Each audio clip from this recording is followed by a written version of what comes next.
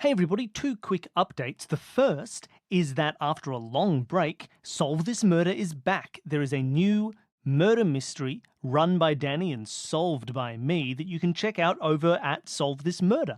If you haven't listened to Solve This Murder before, now's a great time to start. If you have, hey, there's something new for you to go listen to. So go and check it out. Go to Solve This Murder and you can hear a murder mystery by Danny for me. The second announcement is just a fun little guest alarm that I have been a guest on something. For people who have kept up with some of the stuff that I've done on Twitch, I have been a frequent collaborator with Level 1 Geek, which is a great group of fun tabletop role-playing creators. They have now transitioned into the podcast world, and so if you haven't been listening, go and check out the Level 1 Geek podcast. Just search Level 1 Geek into your podcast player.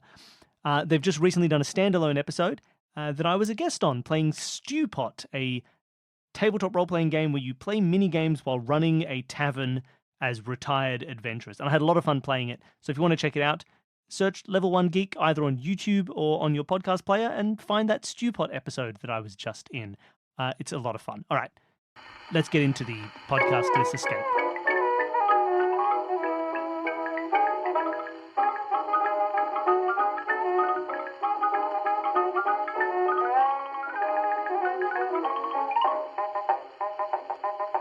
Welcome to Podcast This Escape, the podcast where we talk about the escape room that we escaped from in the previous episode of this podcast. Mathijs, thank you so much for running the room, the fun language room. It was great fun. You definitely managed to pinpoint something that I don't know how much your enthusiasm for this sort of puzzle hits you right away, but hearing this is going to be a translation-based game, that is an automatic yes to me. Yeah, so it was fun to come up with this. I was playing Heaven's Vault. It's like an online game. And I was like, ooh, that could be a fun sort of theme to build a room around. And then I built a room, and then someone suggested, oh, looks a lot like Chance of Nalar. Yeah, sure. Chance of Nalar, yeah. Yeah. And I was like, ooh, let's play that. I was like, ooh, that's my idea, but better. Okay, cool. Yeah, so we've just sort of started playing that. In the early stages of playing Chance We also of Nalar. finished playing Tunic, which if you really get into the proper puzzle stuff, you Tunic have to do was the same 100% thing. where my first thoughts were. We got language and we've got a big golden door. That's Tunic. I was like, let's play some Tunic, baby. So that was great fun. That made me very excited. But yeah, all of those games, very different systems. Again, these are very different systems trying to work it out. But yeah, I really enjoy collecting language and having to work with it. I think it's a great idea. And to an extent, a decent chunk of these puzzles can be put into real rooms. They feel escape roomy. Obviously, some, like the Cryptex lock, there would probably need to be more hints to get regular people to be able to solve them because you're smart puzzle solvers, right? You don't need my help. Yes, quite. Well, this was an interesting one. I want to get to that eventually. I wouldn't mind going through the alcoves in the order we did them. Okay. Just sort of commenting on each of the puzzles as we go. Because we started with alcove 1, the time puzzle. Yeah, which made perfect sense. It was just we were trying to come up with our own ways of doing it and trying to get on the same page as it. And then eventually figuring out the appropriate kind of maths it's like to do we were basically looking at each symbol holistically and trying to figure out what it meant. And then like it broke down with like for us the way that we got it eventually was when you were sort of helping us get to the idea of like no like what is like look at each little dot as its own sort of thing. You've got 4 single dots and now that is 3 times as much as 2 single dots and 2 doubled dots. And like rather than like we started off thinking about clock faces and then that threw us off completely. I mean, it was the first room. We have no idea how much we can equate it to things we already know at this stage. That was the most experimental. And it was ironic. I think this is partly what I want to talk about in order. I think this then threw us off for later on because we looked at this as clocks. Then we came to the conclusion they didn't have modern day clocks. They wouldn't have an understanding of modern things. Let's stop trying to relate these things to the current modern understanding of things because we've just learned that isn't true. And then later on when we get to the language one, it's like, it was almost like I don't know, it was almost like the theming for me made it harder to solve. Like I think if we'd just been given as like a puzzle in like Puzzle Magazine. Oh, just like a puzzle hunt of like, here are these symbols, no context, yeah, go. no context, what are like, or like even like these are numbers. Like I think that would have been easier because it's like, I wonder if maybe they could represent like the vowels present in the English language versions of these letters. And you're like some people, I think as a reckon that's standalone possible. puzzle, I think if I'd been given that in like one of those little puzzle books that you buy, I think it would have been a much faster solve. And I think the theming almost made it like harder because I was like, couldn't they relate? Like it's challenging. Are to they know the what letters to of modern relate letters? to Like, what. no, why would you make an ancient system? I mean, that's that's the hard letters in a 1 hour or there asterisk escape room trying to incorporate world building and know how much world building like things to extrapolate and that sort of thing. Obviously, yeah, that's going to be a challenge. Yeah, and it was just interesting. And I wonder if we'd done the order differently as well because I feel like the clocks made us even further from that idea, and then we would have been stuck on clocks. Like it must be clocks. It would have been. It's an interesting one because I think the theming made it harder for me. This was for sure one of the hardest things when developing this room. I need to have a language that's sort of internally consistent. Just to come up with a language that's internally consistent and kind of have the same logic throughout. I think there's definitely a couple of areas where, for example, like you mentioned, hey, it does not work with clocks, but it does work with a numeral lock like it does in English. Those are little inconsistencies that do make it very hard to have it feel like a coherent. Yeah, and I'm sure, like, there are probably certain really efficient ways to put in that world building in a way that it makes sense, but I can't think of them right now. and it is this classic thing of like, it's sometimes when you build a theme, sometimes you get things like, I've got this, and then you go, oh wait, does that mean I can't use any of these types of puzzles? So I can't use most notably, and my thoughts are any of the rooms that I've done where you're an animal. Like I had one where you were dogs, and I just went, screw it. One of you can read. Yeah, you have to just be like, this dog can read, so that I can do a language puzzle. Which is also fun that you can do like unique things, like it's a color puzzle, like you did in the dog room, for example, but you're colorblind, so figure it out. Yeah. But like as a puzzle itself, I love that. I love it when you realized, oh my god, it is just the actual vowels in our numbers 1 to 9. That's really cool. I thought that was great. The puzzle itself is a really nice puzzle. I really love the puzzle. It was just contextually challenging. Contextually, I think it made it a bit harder. Then I tried to make that final puzzle so much harder. The one with the glass, it was like we'd basically already solved it. It was like, it's going to teach us what the symbol for marriage is when we put the constituents in. Not like I should look at the constituents, think to myself what the marriage symbol would look like, and then try and make that marriage symbol in the final art. And I was like, how are we going to get there? Somehow, together, we should have been a great team for that puzzle because I was fully on board with that of let's just pick the 3 that look like they will work and just try to like make the symbol that we want to be there and we'll see what happens color-wise. But I had a lot more trouble seeing the pixelated versions as the symbols we already knew.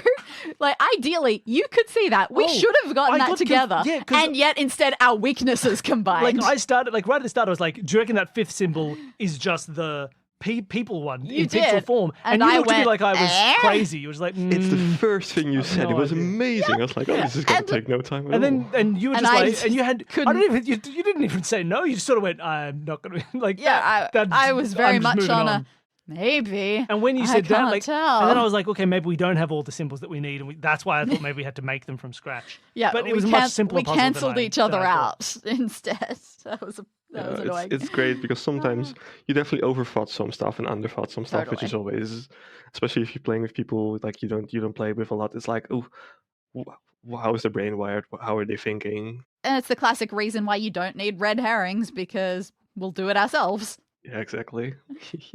But the hexagon with the animals, great. Hexagon with animals was I think always love that. But I also think it was the purest in terms of like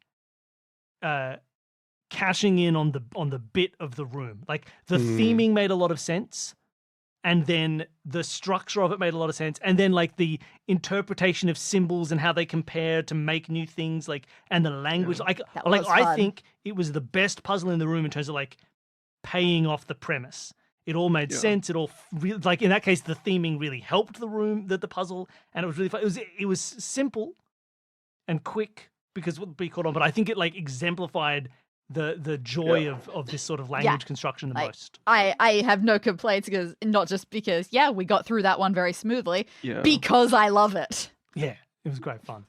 I was very happy with that one as well, because it does.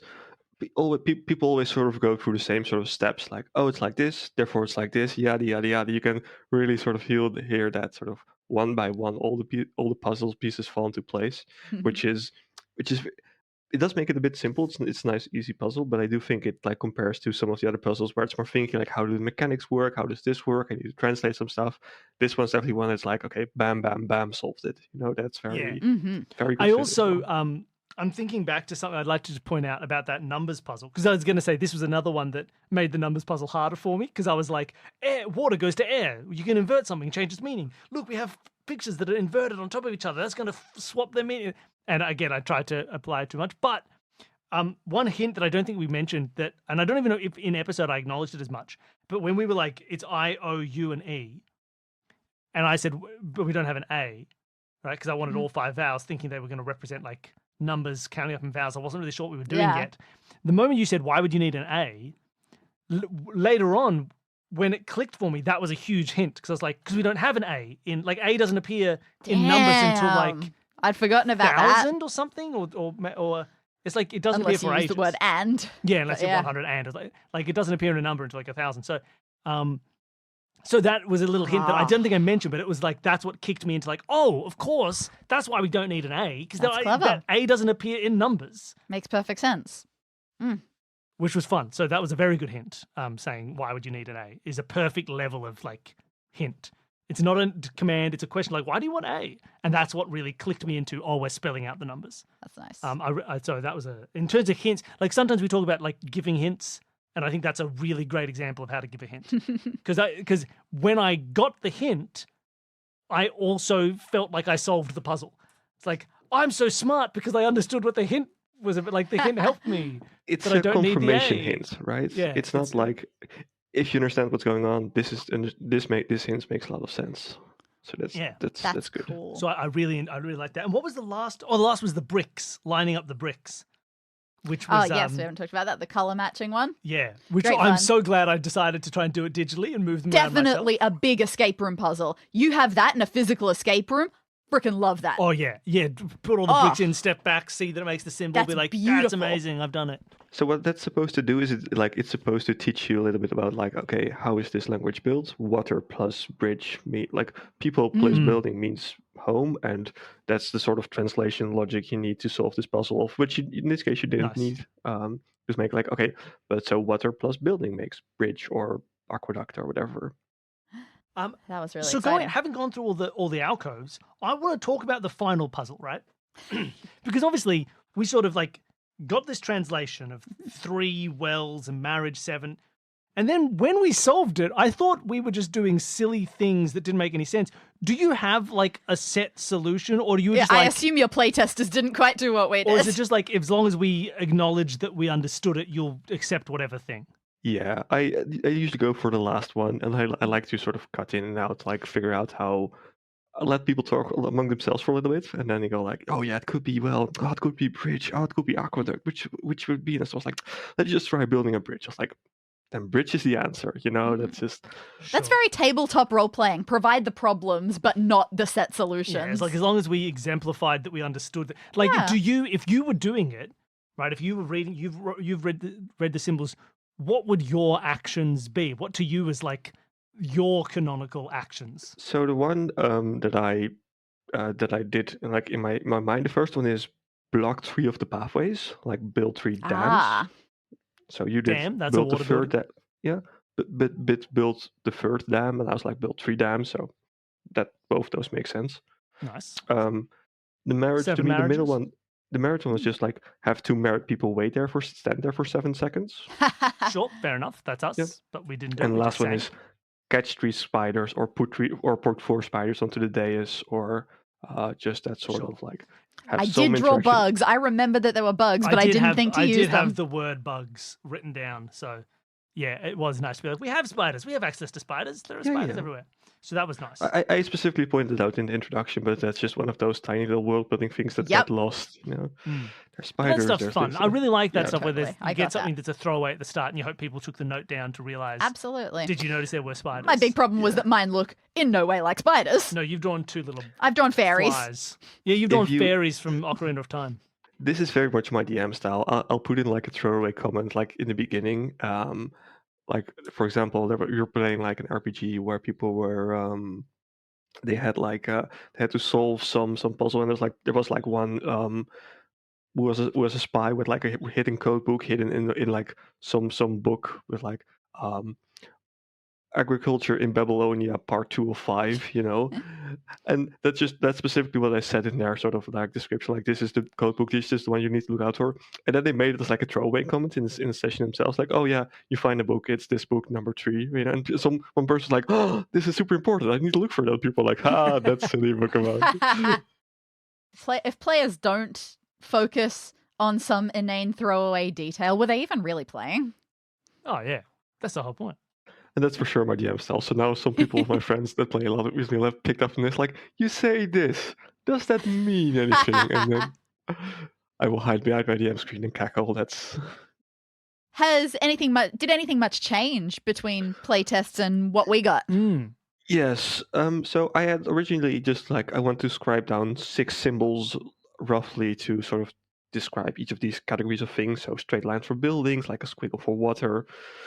I had to iterate quite a few times to have them sort of be somewhat distinct, where water is just water and can't be confused with anything else, for example. Like the amount and the time kind of look similar, but I had to really make sure it's right a couple of times to make sure that everything is its own distinct thing and that there's not too much overlap.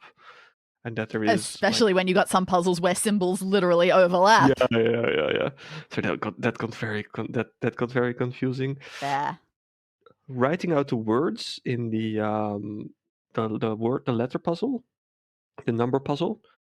They used to be numbers, but now are written out as words to sort of cue you into think about them as vowels. But that's that makes sense. That's very subtle, but very fair. Although when he says 2, 6, 7, it's English 2, 6 through 7. Yeah, words. It's a bit of mouse barrel. Makes sense. The animal puzzle didn't change pretty much. I added some more stuff to make it slightly more difficult, but like it's one of those puzzles. Once you figure out what the meaning is, it's just like you said, pam pam pam. It's very much this piece, please, this puzzle piece, that puzzle piece. So that didn't change much, and I think that like the light one has changed a little bit, but I think I'm happy with how it is now, how it ended up. It's like it's sometimes a bit hard to see. It used to be like 3x3 or 2x2, and then just those symbols didn't scan at all. Oh, okay. Yeah. So it needed to be like a bit bigger, and I tried making them 5x5, but then it was a bit too big and a bit too messy. So this is kind of the middle way. It is a bit awkward that kind of like that 5th symbol, that X-looking symbol, does not really look like 2 C's. But hey, the only way you still saw it, Billy. Yeah, I just had that question of whether or not we needed to fill out the top bar and the bottom bar. Like, how blocky are the C's? This is one of those things. There are puzzle games like Dropout does this on their show actually, where sometimes they will do just pixelated things, and another YouTube channel that we watch occasionally does pixelated Pokemon, and we've got to figure out what's being represented there. And we always just go, all right, Bill, take off your glasses. You can do this. I can't do this. Apparently I can't work with pixels. Yeah, that's a fun fact, everybody. If everyone ever shows a blurry image, you have an advantage if you have glasses. You just take them off and you're like, I've practiced seeing blurry images. They blur together and they sort of seem more correct. Love that. Yeah. So those were definitely things but like developing a language that's sort of simple and consistent was definitely something that took a lot of tries with a lot of different people. It's also one of those things that you need to playtest quite a bit to get it just right, because what makes sense for one person does not make sense for the other person. And like you said, there were some inconsistencies about like, okay, clocks work one way, but the dials work slightly differently. So that's trying to filter out as much of that as you can to make it a sort of easy to understand puzzle was very like, that was iterative, was also very fun. It also gives you an idea of like, okay, so now you speak Chinese because that's the same sort of build up and logic of. combining symbols and overlapping meanings and stuff like that.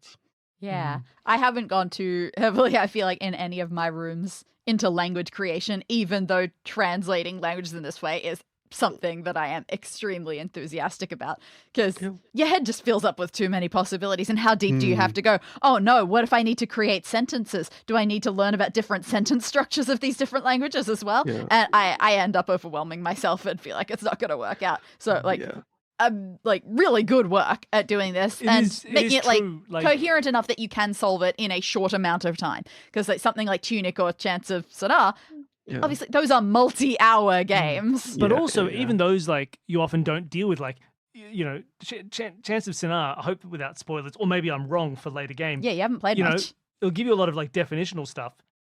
It's less common to be like, and now this verb has 5 declensions, and those declensions are, it's like that doesn't happen. Spoiler for Chants of Sanaa, it does kind of work like that, but it's not that many. But it is definitely like, okay, that's good to add a bit, but it's like, it's clearly like it's a hard thing to deal with. Like in a lot of games and a lot of puzzles that involve like languages, often you'll find that it's like, and then they spell out words in English. And you're like, Final Fantasy X, it's like, what's the Albed language? It's just a random cipher for English. Exactly. Like, cool. Same with, say, the Artemis Fowl fairy language. It's just a cipher. Yeah. Rather than an actual language. So Which you get is the these sorts of things are tough. That's the quickest, cheapest, easiest way to do it, and it's totally fine.